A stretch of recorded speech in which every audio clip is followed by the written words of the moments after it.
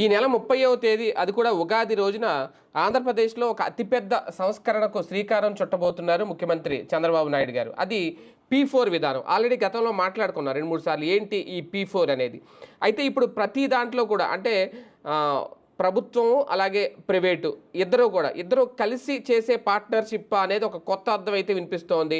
కంప్లీట్గా అన్ని అంశాలను అంటే డెవలప్మెంట్లో కూడా అభివృద్ధి విషయంలో కూడా ప్రైవేటు భాగస్వాములను తీసుకురాబోతున్నారా?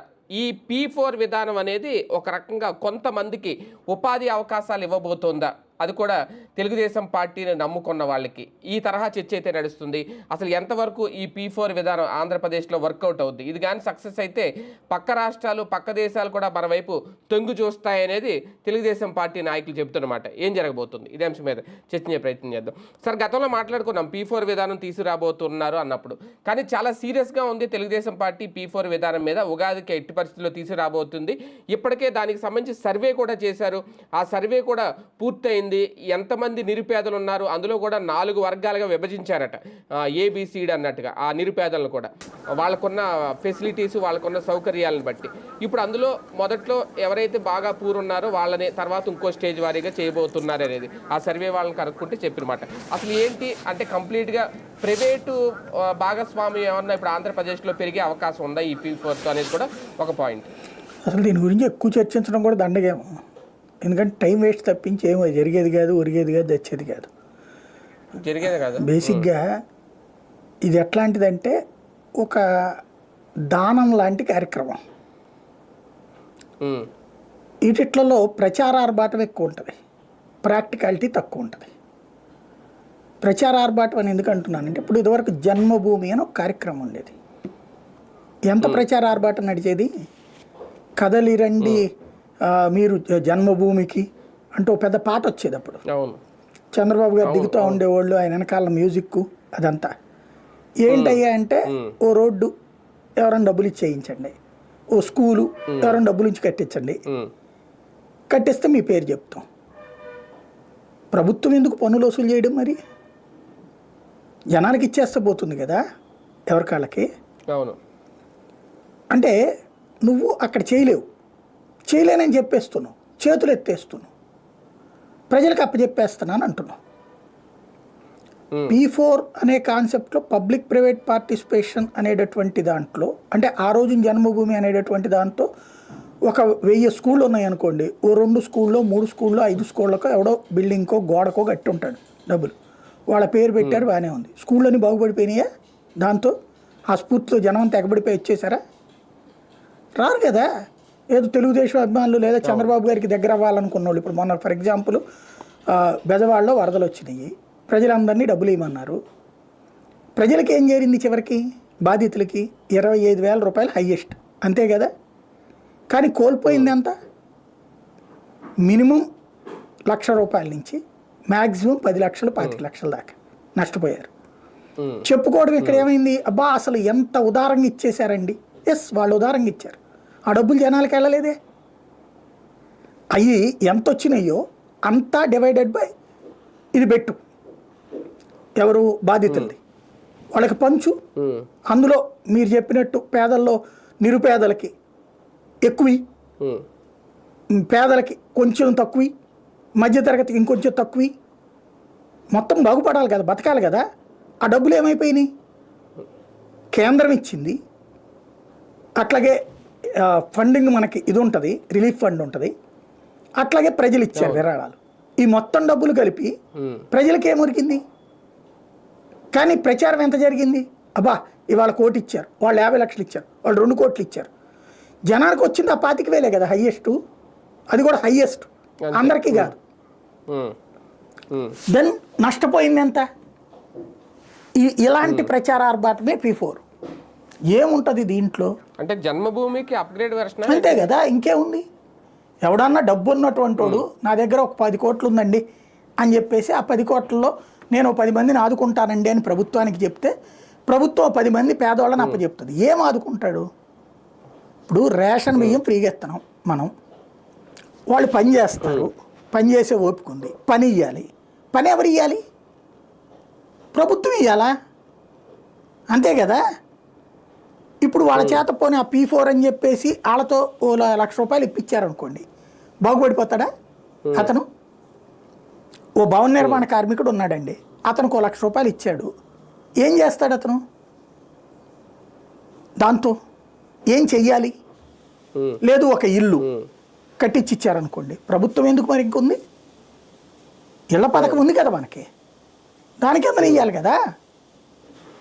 అది ఇవ్వడం, ప్రభుత్వం ఇవ్వడం మానేసి వాళ్ళ చేత నేరుగా ఇప్పించేది డబ్బులు ఏంది? ఇవ్వడం అనేదా? ఇది కాన్సెప్ట్ ఏదో ఇంటికి ఒక పక్కన పరిశ్రమ ఏదో స్కీమ్ అన్నారు ఉంది. కదా, వాళ్ళతో ఎవరికేం అర్థం కావట్లేదు. వాళ్ళని భాగస్వాములుగా చేస్తాము. అవి ఆల్రెడీ నడుస్తున్నాయి వ్యాపారాలు, వీడు పెట్టించేదే ఉంది ఇంకా అంటే వ్యాపారాలకు పెట్టుబడి ఫ్రీగా ఇప్పిస్తారు అంటే వాళ్ళు కొంతమంది. పెడతారు, వీళ్ళు పని చేస్తారు, వీళ్ళకి జీతం బదులు కూలి బదులు పార్ట్నర్షిప్ ఇస్తారు. ఇంకా అప్పుడు దాంట్లో ఏముంది?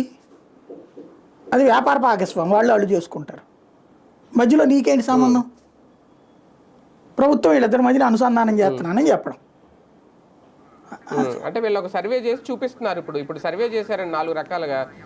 ఎవరింట్లో ఏమున్నాయి, పూర్తిగా లేని వాళ్ళు ఎవరు ఉన్నారు, కనీసం 2 వీలర్ ఉన్న వాళ్ళు, సైకిల్ ఉన్న వాళ్ళు, మొత్తం ఈ వివరాలతో సర్వేలు అయితే ఆల్మోస్ట్ అయిపోయినాయి. ఇప్పుడు చేస్తున్నారు. ఇంకా ఈ డేటా అంతా తీసుకెళ్ళి రేపు ఆ సంపన్నులు ఎవరైతే ఉన్నారో ఎన్ఆర్ఐలు ముందుకు రమ్మంటున్నారు కదా, వాళ్ళకి ఇచ్చి మీరు ఈ ఊరు చూసుకోండి, ఈ ఊరు చూసుకోండి అంటే ఇంకా వాళ్ళే ఆ ఊరిని అభివృద్ధి చేయడంలో కానీ, లేదంటే ఆ నిరుపేదల్ని సంపన్నులుగా మార్చడం కానీ, ఇంకా ఆ డ్యూటీ అంటే వాళ్ళు చూసుకుంటారా? అప్పుడు ప్రభుత్వం ఇంకా తప్పుకుంటుందా? రేపొద్దున అదే కానీ చెప్తే వీళ్ళకి రావాల్సిన పథకాలు ఇవన్నీ కూడా ప్రభుత్వం ఆపేస్తుందా? ఇలా రకరకాల ఇవన్నీ ఊహా ప్రపంచం, ఏది జరిగేది కాదు, చచ్చేది కాదు. ప్రచారం మాత్రం ఆర్భాటంగా చేస్తారు. ఇప్పుడు అన్న క్యాంటీన్లకు పిలిపించారండి, రోజు రండి వచ్చి భోజనాలు డొనేట్ చేయండి అని. ఎలక్షన్స్ టైంలో చేశారు.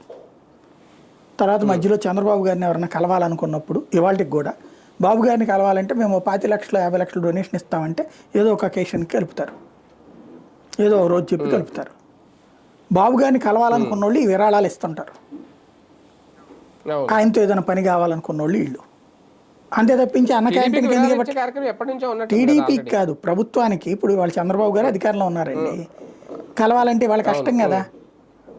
ఇప్పుడు మనం అపాయింట్మెంట్ కావాలంటే, సార్ అన్నదానానికి నేను ₹1,00,00,000 ఇద్దాం అనుకుంటున్నానండి, అదేది అన్న క్యాంటీన్లకి అంటే రండి అంటారు. అప్పుడు కలుపుతారు, ఫోటో దిగచ్చు, అప్పుడు గబక్కన మన పని ఏదో చెప్పచ్చు ఎట్లా అనేది. ఈ ధనవంతులు తమ పనులు పూర్తి చేసుకోవడానికి ఈ విరాళం అనే ఒక కాన్సెప్ట్ నడుస్తుంది. ఇప్పుడు కూడా అట్లాగే వాడికి ఏదైనా పని జరుగుద్దంటే ఇక్కడ ఏదైనా చేస్తాడు, లేకపోతే ఎవడి సొమ్ము ఎవడో ఖర్చు పెడతాడు బేసిక్గా.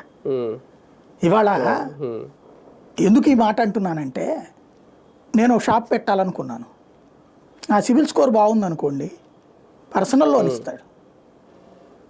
లేకపోతే ప్రభుత్వం తరపున ముద్రా లోన్ ఉంది కదా, 10 లక్షల దాకా ఇస్తున్నారు కదా, కోట్లేమి ఇవ్వరుగా ఇప్పుడు వాళ్ళు కూడా. లోన్ 10 లక్షల రూపాయల దాకా ఇస్తున్నారు కదా, ఆడే యజమాని ఇంక అక్కడ, అంతే కదా. ఇక్కడ మధ్యలో ఎవడో యజమాని, వీళ్ళు పార్ట్నర్షిప్ ఎందుకు? వాడే యజమాని. ఇక్కడ 10,000 రూపాయల నుంచి 10 లక్షల దాకా ఉంది కదా ముద్రాలో. ఇంకా నువ్వు సరిగ్గా వ్యాపారం చేసుకుంటే, నీ సిబిల్ స్కోర్ బాగుందంటే బ్యాంకులు బోల్డ్ లోన్లు ఇస్తాయి. పర్సనల్ లోను, క్రెడిట్ కార్డు లోను, డెబిట్ కార్డు లోను, వెహికల్ లోను, ఎన్ని లోన్లు కావాలంటే అన్ని బిజినెస్ లోన్స్ కూడా ఇస్తున్నాయి బ్యాంకులు. మొదట పెట్టుబడి సరిగ్గా మనం సెట్ చేసుకుంటే ఆటోమేటిక్గా జరుగుతాయి ఇవన్నీ. పెద్ద విషయం ఏం కాదు వాళ్ళ రోజున. అంటే మధ్యలో ప్రభుత్వం ఇన్సూరెన్స్ గా ఉండబోతుందా? ఏం ఇన్సూరెన్స్ ఇస్తుందండి దాంట్లో? ఏం చేస్తుంది? పెట్టుబడి పెట్టిన వాళ్ళకి ఏం చెప్తుంది? నాకేం సంబంధం లేదని చెప్తున్నారు కదా. 10 లక్షలు పెట్టడానికి ఎవరో వస్తారు, వాళ్ళు ఏం చెప్తున్నారు? నాకేం సంబంధం లేదని చెప్తున్నారు కదా. వాళ్ళ మధ్యన అనుసంధానం చేస్తూ ఉన్నారు. ఇంకేం చేస్తుంది అందులో? ఈ డేటా తీసుకెళ్ళి వాళ్ళకి ఇస్తుంది, మీరు ఏదో 4 ఆదుకోండి అంటే. ఇప్పుడు ఏమవుతుందంటే, ఒక షో నడుస్తుంది, నేను 10 మందిని కాపాడుతున్నాను, 10 మంది పేదలకి సేవ చేయడానికి వచ్చాను రాష్ట్రంలో, ఇట్లాగా ఓ 10 మందో 25 మందో 50 మందో చూపెడతారు ముందు. దీంతో P4 రాష్ట్రంలో అద్భుతంగా అభివృద్ధి చెంది. ఇప్పుడు కనుక చెప్పట్ల గంజాయి మొత్తం ఆగిపోయిందట రాష్ట్రంలో, పంట మానేశారట గంజాయి అంతా, తాట తీస్తున్నారట ఒక్కొక్కళ్ళని, టెక్నాలజీతో కంట్రోల్ చేసేస్తున్నారట. ఎప్పటి నుంచి జరిగింది ఇదంతా? జరుగుతోంది అంతే, నమ్ము. మన దగ్గర మర్డర్లు ఏం జరగట్లేదా, దొంగతనాలు ఏం జరగట్లేదా? కానీ ఎవడైనా సరే నేరం చేయాలంటే వణుకు పుట్టిస్తున్నారట, తాట తీస్తున్నారట. మీకు తెలుసా? అట్లాగే ఇది కూడా ఉంటుంది. మీరు అందరూ బాగుపడ్డారని రేపటి నుంచి చెప్తారు, అది ఒప్పుకోవాలంతే.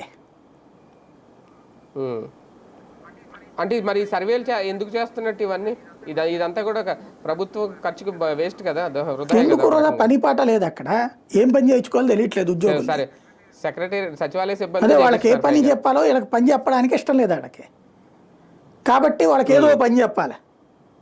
ఇప్పుడు ఇదివరకు కనుక ఉపాధి హామీ పథకం అంటే ఏ పని చెప్పాలి అర్థం కాక రోడ్డు పక్కన గడ్డి తీయమని చెప్పారనమాట. అట్టుంటది ఈ పనులన్నీ కూడా. కానీ ఒకటి సార్, ఓకే నిజంగా వచ్చారు పెట్టారు అనుకుందాం, కానీ ఏం చూసి ఇప్పుడు వచ్చి నిజంగా ఇన్వెస్ట్ చేస్తారు? అసలు మీరు దాన్ని ఎక్కువగా ఊహించడం అనవసరం అంటున్నానండి నేను.